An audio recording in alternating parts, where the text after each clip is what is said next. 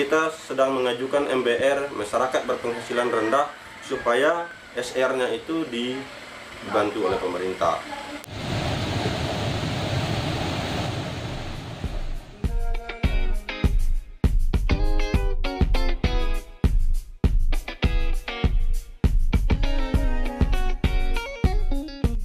Baik, selamat sore Bapak Direktur PDAM Kabupaten Menggayang, Pak Wardi SSI. Selamat sore. Berdasarkan informasi yang telah Pak Wardi sampaikan tadi, Pak Direktur sampaikan bahwa untuk saat ini PDAM Bengkayang mengelola sebanyak 4 unit ya, unit Sanggoledo, Ledo, Lumar, dan Surukam ya. Ya. Oke, baik. Apakah ada kemungkinan dari PDAM ini pada masa mendatang beberapa tahun ke depan rencana membuka unit baru atau pengelolaan air bersih di lokasi baru itu, Pak?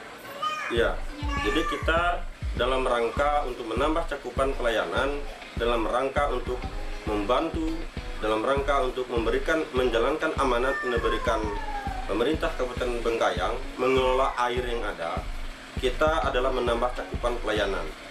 Cakupan pelayanan ini adalah salah satunya pembentukan unit PDAM di setiap kecamatan yang sudah ada spamnya, sistem penyediaan air minum yang dibangun oleh pemerintah dan sudah diserahkan dengan kita.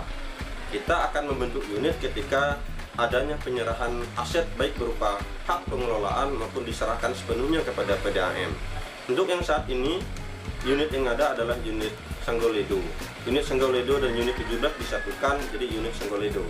Kemudian unit Ledo itu di tahun 2019 sudah diserahkan dengan kita dan sekarang ini sudah berfungsi, sudah masuk 40 BTN. Jadi kita ini berjalan beriringan dengan pengembang, Bung Kris. Saya berusaha menjawab tantangan itu dan kita selalu mencari celahnya bagaimana kita bisa maju sama-sama.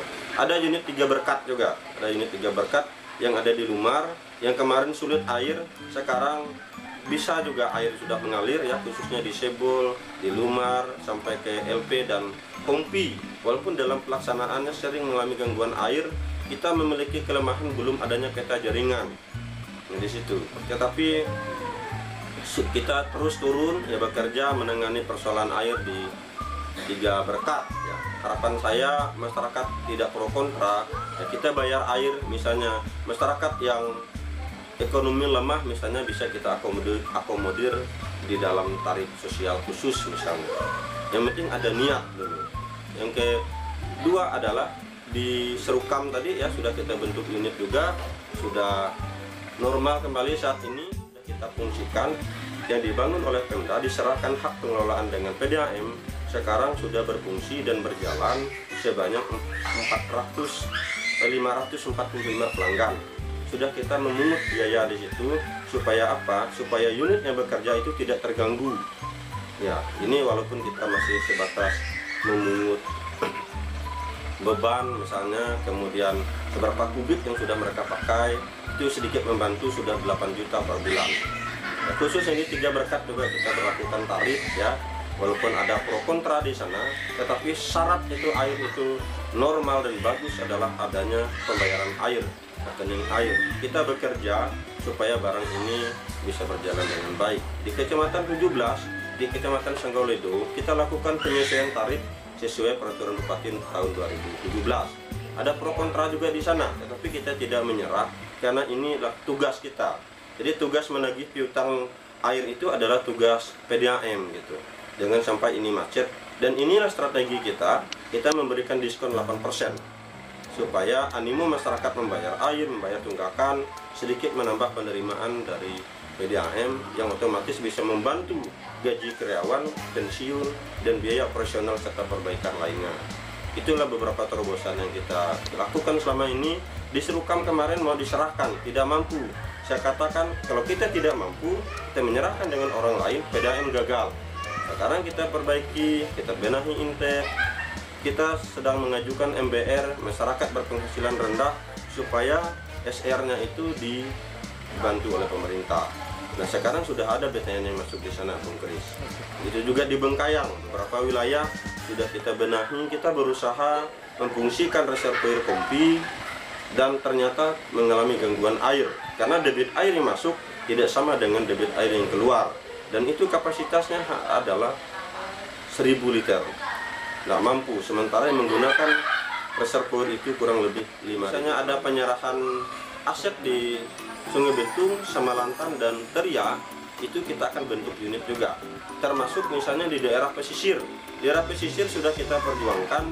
Ketika saya berbicara Saka 2 dengan Kepala Balai Wilayah Sungai Kalimantan 1, saya juga mengatakan masyarakat pesisir sangat perlu air, dan di sana air adalah emas. Kalau misalnya ini peluang ini bisa kita lirik, kita bisa mengambil potensi dari Bukit Raya. Bukit Raya langsung kita distribusikan di daerah pesisir, apalagi bisa kita jual di pembangunan pelabuhan internasional di Pantai Kijing. Cuma bagaimana peluang ini ditangkap oleh pemerintah daerah, berjalan bersama dengan dinas terkait termasuk PDAM, kita bisa duduk bersama. Itu sudah kita tuangkan di setiap rapat bersama Dewan Pengawas maupun rapat bersama PLH Bupati, tinggal kita nunggu actionnya bersama. PDAM maju karena adanya kekompakan, adanya persamaan persepsi antara pemerintah daerah, PDAM, dan SKPD terkait. Oke Pak, baik, berarti ada setidaknya ada 3 daerah atau 3 calon unit yang memang sudah ada dalam desain dari PDAM itu ya Pak. Jadi Siap. Teria, Sungai Raya, Samalantan, dan Samalantan ya. Sungai Betung. Sungai Betung ya. Ya. Oke Pak, dalam mendesain atau mewujudkan rencana tersebut, apakah ada kendala atau bagaimana untuk mencapai hal tersebut Pak? Jelas ada kendala. Yang pertama, unit tidak mungkin kita bentuk ketika belum adanya penyerahan aset. Jadi Pemda dulu yang menyerahkan aset dengan PDAM. Di Sungai Betung sudah ada sumber air bersih yang dibangun oleh Pemda Bengkayang. Kemudian di Samalantan juga. Kemudian di Teria juga. Ini harus diserahkan dulu Tung Kris. Ketika sudah diserahkan, barulah kita mengelola. Yang kedua, hambatannya adalah ketika diserahkan harus beriringan dengan dokumen dan peta jaringan. Nah, ini kan tidak mungkin PDAM ini mengelola aset yang tidak jelas itu apa sih bentuknya. Dan tentunya sebelum diserahkan adanya studi kelayakan dulu. Layaklah dioperasikan oleh PDAM. Jangan sampai penyerahan ini mengganggu bagaimana keuangan PDAM di dalam. Sementara kita juga belum dapat penyertaan modal. Nah, tentunya ketika ini diserahkan dengan kita, kemudian ada yang wilayah tanggung jawabnya Pemda atau dinas terkait, ada yang tanggung jawab PDAM. Tentunya hambatan ini bisa kita duduk bersama lah. Gitu ya. Untuk Sungai Raya Pak?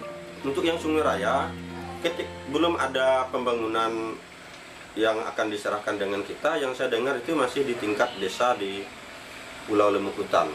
Nah, kalau kita harus mengoperasikan di sana, tentunya biaya operasional sangat besar. Ya.